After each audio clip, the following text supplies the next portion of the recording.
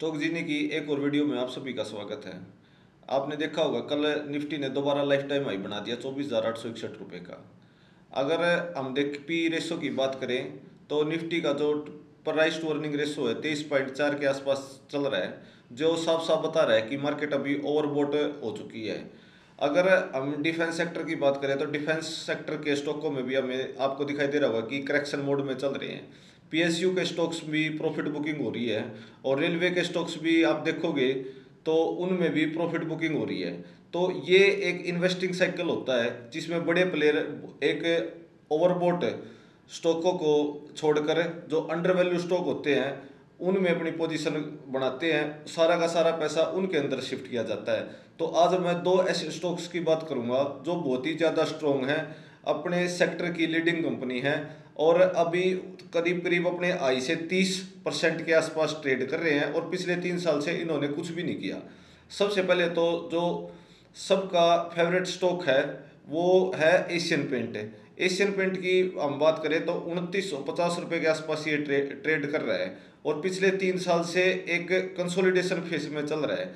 अगर और ग्रासिम के बाद जब से मार्केट के अंदर ग्रासिम आया है तो उसके बाद से तो ये इसने 3000 के ऊपर भी नहीं निकला है। तो अभी क्वार्टरली रिजल्ट भी थोड़े से वीक आए हैं, पर इतने बड़ा स्टॉक है जो पिछले 15 से 20 साल से लगातार मल्टीबैगर रिटर्न दे रहा है, उसके लिए अगर किसी भी क्वार्टर में एक या हल्के फुल्के वीक रिजल्ट आते हैं तो उसका मतलब ये नहीं होता कि ये स्टॉक अब आगे नहीं चलेगा। सबसे जो एक इसके अंदर की बात है वो ये है कि इस स्टॉक ने इस कंपनी ने पिछले 1 साल में 18% वर्कफोर्स हायरिंग बढ़ा दी है।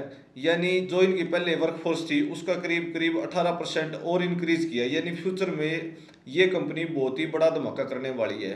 तो अगर आपके पास ये स्टॉक है तो आप इसको कंटिन्यू कर सकते हो। मेरी तरफ से ये डायरेक्ट रिकमेंडेशन नहीं हो सकता, क्योंकि अगर मैं यहाँ से आपको डायरेक्ट रिकमेंड करता हूँ तो वो रेगुलेटरी के अगेंस्ट जाएगा। तो इस करके मेरी जो टोटल वीडियो होती है वो होती है एजुकेशन पर्पज़ के लिए, कि आप जो अंडर वैल्यू स्टॉक है उनको ढूंढो, अपनी रिसर्च करो और फिर उनमें इन्वेस्ट करो। तो ये स्टॉक्स आप खुद से पहले रिसर्च करना, अगर अच्छा लगे तो तभी अपने व्यू से लेना। मेरा इससे मतलब कि आपको मेन पर्पज रहता है कि आप सीख जाओ स्टॉक मार्केट में किस तरीके से पैसा लगाना होता है और कहाँ पे लगाना होता है। तो दूसरा जो स्टॉक है, दूसरे स्टॉक की अभी हम बात कर लेते हैं। दूसरा स्टॉक है बजाज फिनसर्व। एफआईआई का सबसे फेवरेट स्टॉक है ये बजाज फिनसर्व।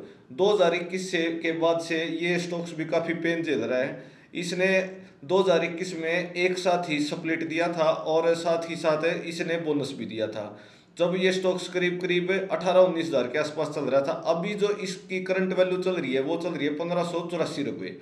अगर इस कंपनी के बिजनेस मॉडल की बात करें हमें तो आज के टाइम पे जो ईएमआई होती है, यानी इलेक्ट्रॉनिक्स पे ईएमआई होती है, इंश्योरेंस सेक्टर हो गया, होम लोन हो गया, ब्रोकिंग हाउस हो गया, और भी बहुत ही ज़्यादा ऐसे छोटे छोटे एफडी हो गया। तो ऐसे छोटे छोटे मतलब कि बिजनेस हैं जिनमें इसकी मोनोपोली चलती है। तो और रिटर्न की बात करें तो रिटर्न ऑन इनकम इसकी है 1.25 से लेकर 1.35, जो कि बैंकिंग सेक्टर के यानी जो अच्छे बैंक है उनकी आरओआई होती है 0.75। तो हर तरीके से ये दोनों स्टॉक्स बहुत ही ज़्यादा स्ट्रॉन्ग हैं।